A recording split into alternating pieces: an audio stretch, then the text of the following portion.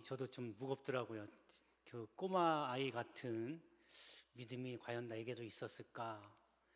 하나님 믿는다고 하면서 기도하면서 응답될 줄로 믿는다고 하면서 행동으로 내가 보여준 게 뭐가 있을까라고 하면서 나 자신에게 스스로 자문하면서 좀 반성도 좀 해봤습니다. 오늘은 종교개혁 주일인데 여러분, 우리 개신교는 이 카톨릭에서 나온 교입니다. 카톨릭이 너무 부정부패가 심해서 돈을 주고 직분을 사고 팔기도 하고, 또 돈을 주면 죄가 용서받기도 하고, 뭐 이런 일들이 비일비재하니까 루터가 들고 일어나서 개혁을 일으킨 거죠. 오직 성경, 오직 말씀, 오직 은혜로 돌아가자. 그래서 그 당시 그 믿던 카톨릭 교회 교인들의 믿음은 굉장히 잘못된 거였어요. 당시 그러한 사제들이 전하는 말씀을 듣는 사람들도 굉장히 잘못된 길로 가고 있었던 거죠. 그래서 여러분, 지금 이 시대에 가장 중요한 것은 믿음인데, 믿음도 제대로 믿고 바로 믿어야 된다는 게 정말 중요해요. 과거의 가톨릭처럼 잘못 믿음, 그 사람들도 하나님 믿는다고 믿는 사람들이에요. 예수님을 알고 예수님을 믿지만 엉뚱한 길로 믿음 생활하고 가고 있다는 자체가 불쌍한 거였죠. 그래서 지금 이 시대는 바로 믿는, 제대로 믿는 믿음이 필요한 겁니다. 여러분, 오늘 제목이 믿음의 별명이라고 졌는데, 이 사실은 믿음의 열매라고도 할 수 있고 혹은 믿음의 특징이라고도 할 수 있어요. 네, 같은 이야기입니다. 여러분, 그래서 우리가 기적이라는 걸 가끔 보잖아요. 기적은 사람의 상식으로는 설명할 수 없는, 생각해 볼 수 없는 일이 기적입니다. 과학으로도 설명할 수 없는 일이 기적이라고 이렇게 이야기합니다. 이런 사람이 물 위로 걷는다고 하면, 지금 한강이라기보다도 금강이라고 가서 맨발로 싣고 그냥 물 위로 걷는다고 하면, 여러분, 만약에 그런 일이 진짜 있다고 하면 이건 기적이거든요. 말 한마디 했더니 말짱한 맑은 하늘에 비가 내렸다, 이거 기적이에요. 불이 내렸다, 기적입니다. 이건 과학으로 설명할 수가 없어요. 그런데 성경에는요, 그런 기적을 일으킨 사람들이 많습니다. 그런데 그 기적은 그 사람의 믿음으로 나오게 된 거예요. 왜냐하면 결국 기적은요, 다 하나님이 하시는 거거든요. 그 하나님이 하시는 일은 그 사람의 믿음을 보고 하시기 때문에 그렇습니다. 그래서 제대로 된 믿음, 바로 된 믿음을 가져야 하나님이 기적을 일으켜 주시죠. 그래서 아까 말씀드린 대로 믿음은요, 또 다른 이름이 있는 거예요. 그러니까 이게 별명이라고 그러죠. 믿음의 특징이 있다는 얘기예요. 여러분이 믿음이 제대로 들어가 있다고 하면 반드시 열매를 맺게 돼 있습니다. 선지자들을 통해서 기적을 일으켰다고 그러잖아요. 꼭 선지자가 아니어도 그 사람이 그걸 마음으로 믿고 하나님을 신뢰한 거예요. 하나님은 그 믿음을 보고 기적을 일으킨 거예요.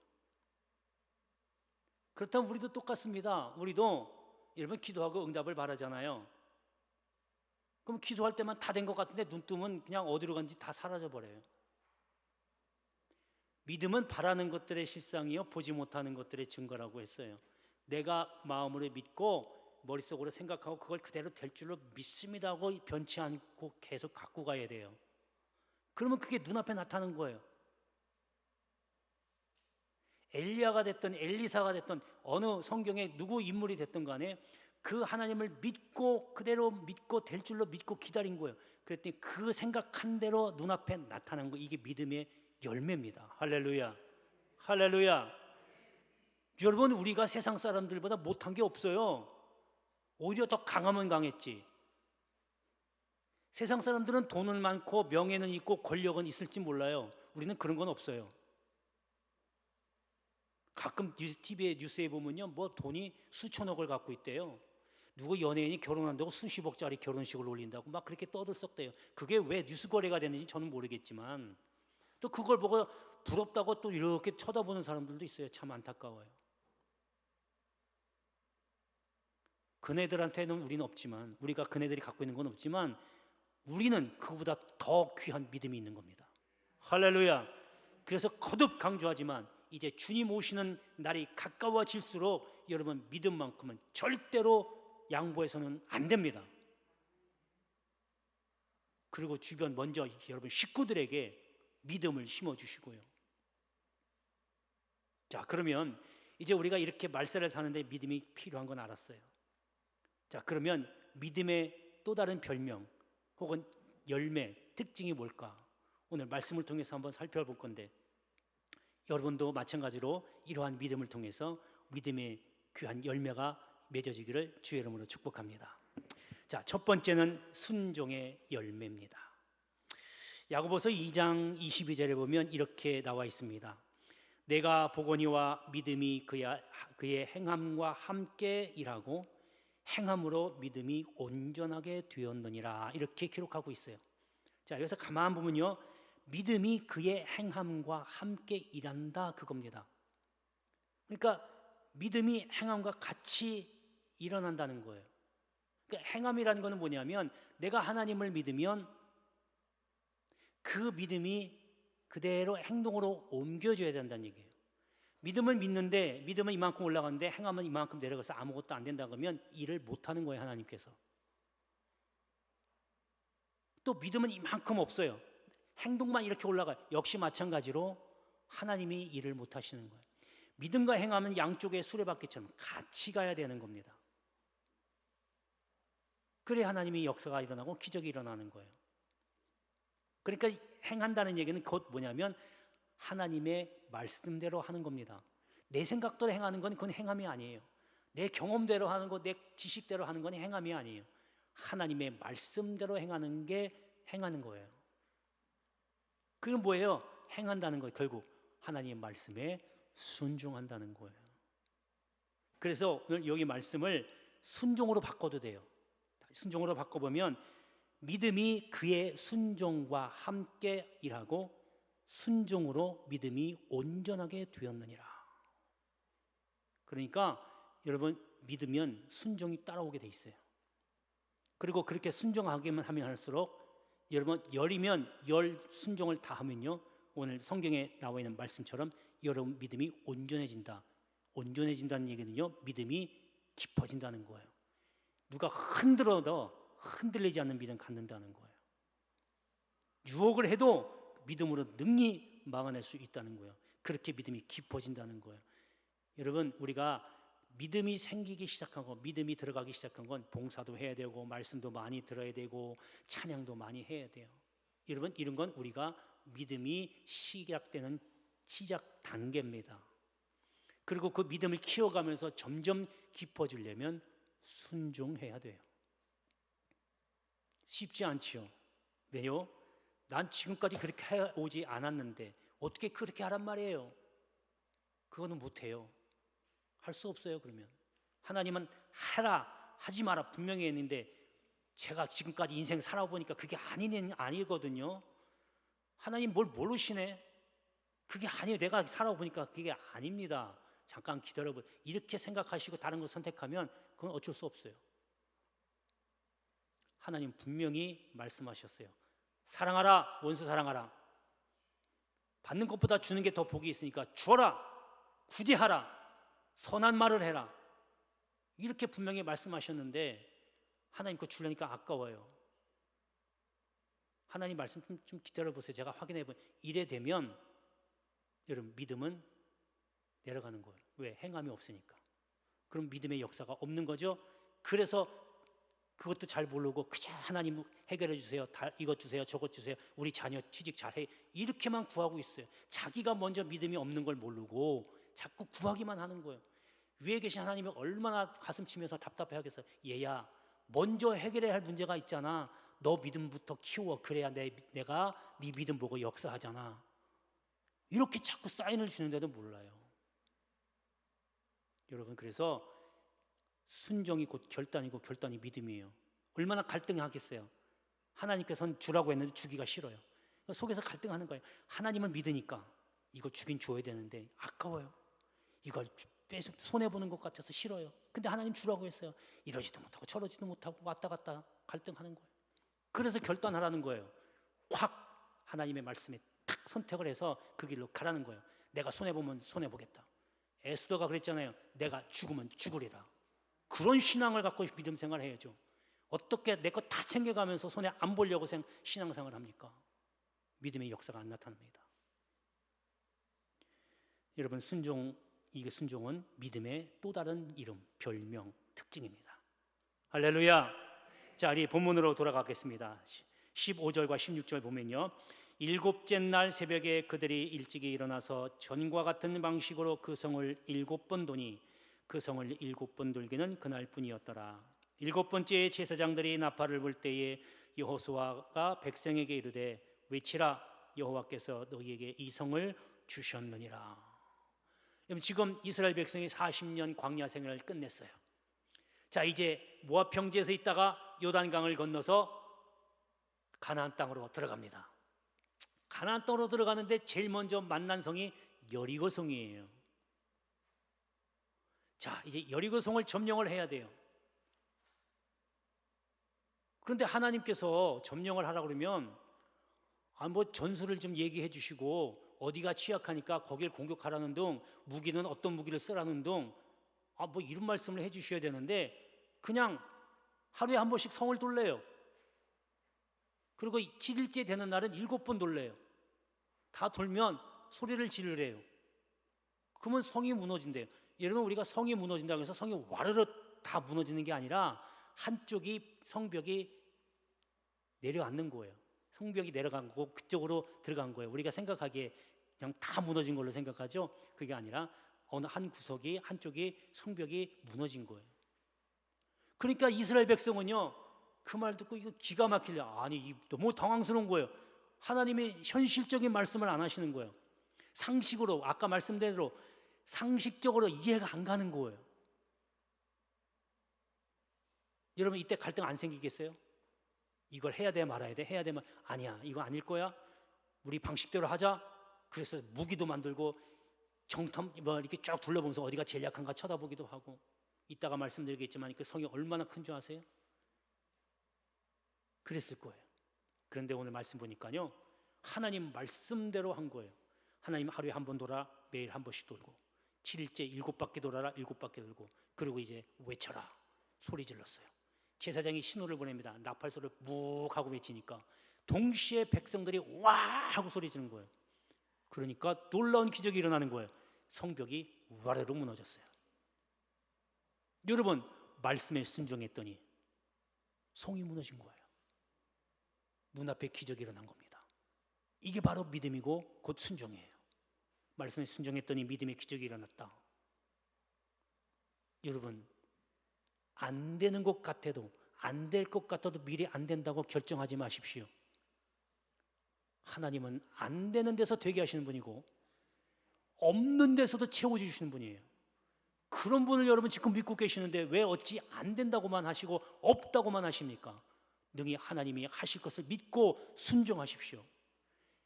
제 말에 순종하는 게 아니라 하나님 성경에서 쓰여진 말씀대로 하라는 거예요. 안식일 지켜라, 안식일 지키고, 주라고 하면 주고, 선한 말을 해라 하면 온유한 말을 하고, 나보다 남을 낮게 여기라 하면 내 자랑이 아니라 자꾸 칭찬해주고 저 사람을 인정해주는 말을 하라는 거예요. 그렇게 하면 기적이 일어난다는 말씀입니다. 이것이 믿음입니다. 할렐루야. 자, 두 번째는 또 다른 별명은 구원입니다. 예수님께서 자기들을 찾는 자들에게 이렇게 선포하십니다. 내 믿음이 너를 구원하였도다. 그러니까 믿음으로 구원 얻었다는 거예요. 여러분 구원 받았어요. 맞죠? 여러분 다 구원 받으셨죠? 여러분, 구원은요, 그래서 제자 훈련 마스터했다고 받는 것도 아니고요, 전도 훈련 끝냈다고 구원 얻는 것도 아닙니다. 내가 돌을 닦았다고 구원 얻는 게 아니에요. 착한 일 많이 했다고 구원 얻는 거 아니에요. 오직 믿음으로만 구원을 얻게 돼 있습니다. 그러니까 구원은 믿음과 같이 가는 거예요. 떼어낼래야 떼어낼 수가 없어요. 믿음이 없는 구원은 있을 수가 없고요. 구원이 없는 믿음은 가짜입니다. 여러분, 그래서 이 말세 때에 아무튼 간에 주님을 믿는 그 믿음만큼은 절대로 양보해서는 안 됩니다. 자, 오늘 본문에 보면 본문 17절입니다. 이 성과 그 가운데 있는 모든 것은 여호와께 온전히 바치되 기생 라합과 그 집에 동거하는 자는 모두 살려주라. 여러분, 지금 여리고성을 점령하기 전에 정탐꾼을 보냅니다. 2명을 보내요. 두루 살펴서 오는데 그때에 거기에 기생 라합이라고 하는 여자가 그동안에 출애굽하면서 광야 생활을 할 때에 이스라엘 백성들을 지키고 보호하고 인도했던 그 하나님의 소문을 듣게 돼요. 그리고 그 하나님을 믿는 믿음이 생긴 거예요. 그리고 정탐꾼이 쫓기게 되자 정탐꾼을 숨깁니다. 그리고 부탁합니다. 당신들이 올 때에 우리를 살려주세요. 정탐꾼이 약속하죠. 우리가 올 때에 너희가 이 성벽에 빨간 줄을 매달아라. 그러면 이 안에 너희 집에 안에 있는 사람은 누구든지 다 살 것이다. 약속하고 갔다가 이제 여리고성이 무너지고 들어갑니다. 그때에 여호수아가 선포하죠. 라합 집에 있는 사람은 누구든지 막론하고 살려둬라. 정탐꾼을 살려줬기 때문이다. 그러니까 결론은 기생 라합의 믿음이 그 집 안에 있는 모든 사람을 구원하게 했다라고 하는 겁니다. 할렐루야, 할렐루야. 여러분, 믿음은 각자의 것입니다. 각자의 믿음 갖고 가는 겁니다. 내 믿음으로 내가 천국 가는 겁니다. 그러니까 혹시 주변에 있는 사람들이 믿음이 없는 사람이 있거든 권면하시고 믿음을 더하시기를 주의 이름으로 축복합니다. 자, 마지막 세 번째는 믿음의 별명은 승리입니다. 승리의 믿음입니다. 사도 요한이 이렇게 이야기를 합니다. 요한일서 5장에서 무릇 하나님께로부터 난 자마다 세상을 이기느니라. 세상을 이기는 승리는 이것이니 곧 우리의 믿음이니라. 여러분, 세상에 나가면요, 지금도 막 우크라이나하고 러시아하고 전쟁하잖아요. 막 미사일이 날아가고 요즘 뉴스 보니까요, 드론으로 정찰해가지고 거기서 바로 그냥 드론으로 자폭한대요. 폭탄 실어가지고 그냥 돌진해서 폭격한다고 그러더라고요. 그러면서 요즘에는 이제 전쟁의 기술이 발전해서 사람 없이 무인으로 포도 쏘고 막 탱크도 운전하고 그래요. 우리나라가 또 그런 걸 개발했잖아요. 무인 전차라고 해서. 아무튼 전쟁은 그렇게 해서 서로 보이는 무기로 싸워요. 여러분, 우리가 평화로운 것 같죠? 눈으로 보기에는 평화로운 것 같죠? 물론 위에 북이 있어서 좀 긴장될 수도 있겠지만 평화로운 것 같아도 평화로운 게 아니에요. 지금도 여러분 전쟁 중입니다. 여러분들은요, 영적 병사 용사들이에요. 왜냐하면 마귀가 자꾸 여러분들을 끌어내리려고 지금 호시탐탐 노리고 있거든요. 영적 전쟁 중이에요. 여기서 승리해야 되는 거예요. 이겨야 되는 거예요. 그래서 사도 바울은 에베소서 6장에서 승리하는 방법을 쫙 나열했어요. 여러분, 내가 이겼는지 졌는지도 모르는 경우도 있어요. 내가 지금 영적 전쟁 중인 줄을 지금 무디어서 신경이 예민해지지 못해서 그냥 살아가는 거예요. 마음에 내키는 대로 하고 싶은 거예요. 그냥 넘어가는 거예요. 여러분, 항상 명심하십시오. 여러분들은 십자가 용사들입니다. 할렐루야, 할렐루야. 결코 마귀에게 잡히지 마십시오. 유혹에 미혹에 넘어가지 말기를 바랍니다. 이러한 믿음 갖기를 축복합니다. 자, 이제 본문으로 돌아갑니다. 20절과 21절입니다. 자, 21절 보니까 그 성 안에 있는 모든 것을 온전히 바치되 남녀노소와 소와 양과 나귀를 칼날로 멸하니라, 이렇게 기록하고 있습니다. 결론을 얘기하면 이스라엘 백성이 여리고성을 점령했다는 거예요. 승리했다는 거예요. 여러분 여리고성이 얼마나 철옹성인지 아십니까? 난공불락입니다. 벽이 두 개가 있어요. 안쪽 벽과 바깥쪽 벽이 있어요. 바깥쪽 벽의 높이가 7m입니다. 7m면요 고개를 이렇게 들고도 목이 아플 정도예요. 안쪽 벽은 14m예요. 그러니까 밖에서 멀리서도 여리고성 안을 볼 수가 없어요. 너무 높아서. 당시에 인구가 1200명이면요 지금 못해도 아마 모르긴 해도 지금 한 광주광역시 정도의 인구라고 보시면 돼요. 그 정도로 많이 살았어요. 그 철옹성을 지금 말씀 한마디로 말씀의 순종함으로 점령을 했고 승리한 겁니다. 여러분 우리가 세상에서 이겨내려면 믿음 필요하지만 믿음은 방어적인 개념이에요. 내가 유혹에서 이겨낼 수 있는 막아주는 것이 믿음입니다. 그러나 그 유혹을 쳐서 적극적으로 공격적으로 할 수 있는 것은 말씀입니다. 그래서 믿음으로 막아내고 말씀으로 물리치는 거예요. 그래서 말씀이 중요합니다. 그 더 중요한 건 아까 말씀드린 순종하는 게 더 중요하겠죠, 당연히. 그래서 여러분 말씀도 많이 아셔야 되고 그 말씀으로 늘 날마다 승리를 경험하시길 축복합니다. 할렐루야, 할렐루야. 자, 기도하겠습니다. 은혜로우신 아버지 하나님 감사합니다. 말세를 사는 저희들에게 무엇보다도 필요한 것이 믿음입니다.